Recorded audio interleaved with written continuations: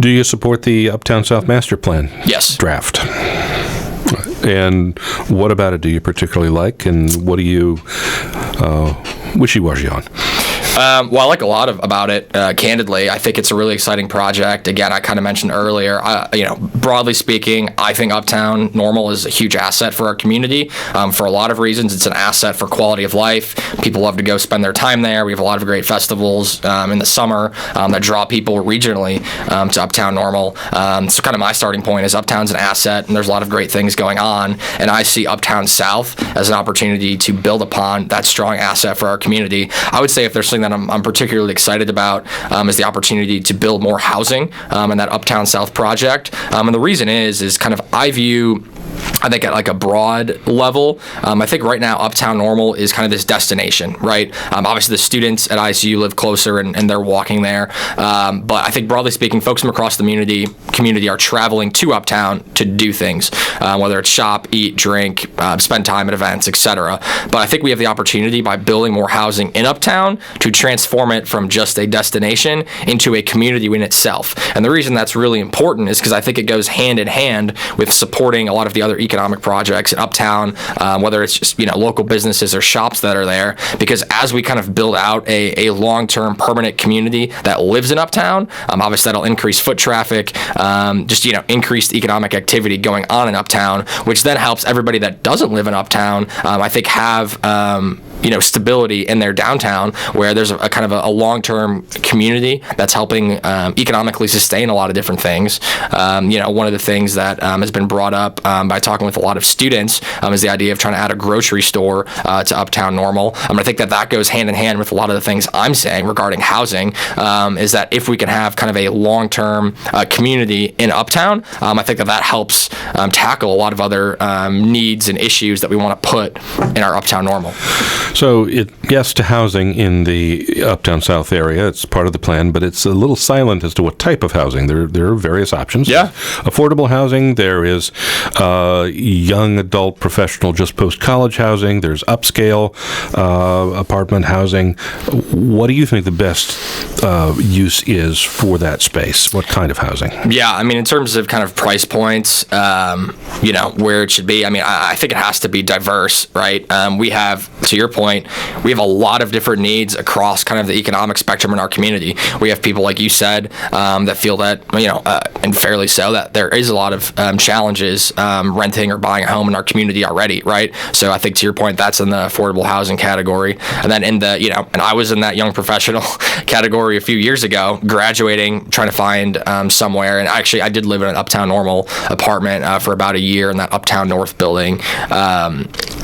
I forget the address, but so I've lived there, and that was an exciting opportunity. That was a draw for me, is that, hey, I graduated and I'm kind of living in this kind of uptown, downtown environment, and you kind of get a lot of the perks of a city, but at the scale of Normal. And then obviously, also you mentioned, we're drawing in a lot of high income earners. We're drawing in folks from, candidly, coast to coast to work at Rivian. So that's a whole different category. So I guess back to your question, what should we be doing in Uptown? I think a diverse mix would be a good thing. So there's also, in addition to the housing, in addition to the rail station access and parking, there's also in the Uptown South plan a large footprint, potentially public building that's been mentioned as a potential library. What kind of building do you think it should be? Yeah, well, so actually I did do a tour of our library here in Normal just a week ago today, actually, and kind of saw some of the different challenges they're facing with asbestos, and that means that basically there's two options for our library. Is one, get a significant amount of money to be able to go remove that, or two, look at relocating. I do think there's a lot of value in relocating the library to that Uptown South. I think it's a bit of a better location, and again, they need a change from where they're at now. Again, whether that's investing in the current building or that's moving south of the tracks. I think that there has to be a direction one way or another, and I kind of like the idea of moving it south of the tracks. Okay. How should that be paid for?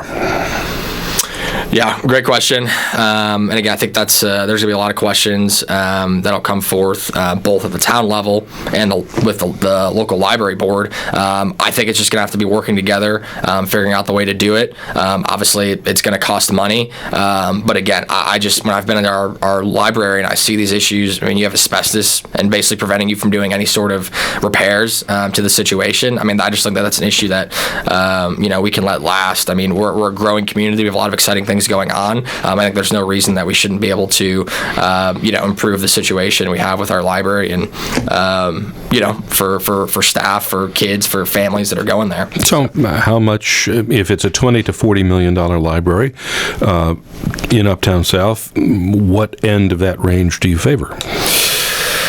Yeah, I would want to educate myself more on exactly some different plans and proposals. I'm open-minded, obviously, to moving it Uptown South. But, again, I think there should be a lot of conversations had on cost, on scale, and exactly what the project's going to look like. And I think those are going to happen. In a mix of public and private funding, if there's a fundraising campaign to help fund the construction, what is your maximum level of government spending to make that happen, and what should be privately borne? Yeah, well, obviously, I think that as much money that can be raised privately, it would certainly be great. And I think there's a lot of folks that are passionate advocates of the library that are. Is there a go no go dollar figure in your mind about no more than $10 million in public funding or something like that?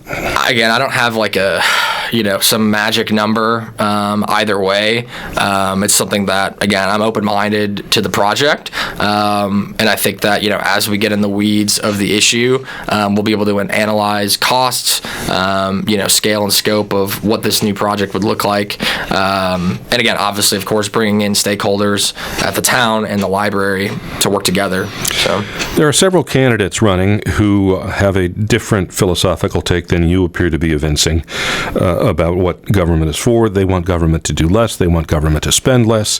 What do you tell them and tell voters about whether we should consider that we're doing okay or we should be doing less as a municipal government? Yeah, it's a good question. And I think certainly there's some discussion and debates about the future of the town happening in this election. My point is, my point of view is that a lot of good things are going on. And candidly, I feel that's been reinforced by knocking on doors. I've knocked a lot of doors, since beginning of January and a lot of cold days.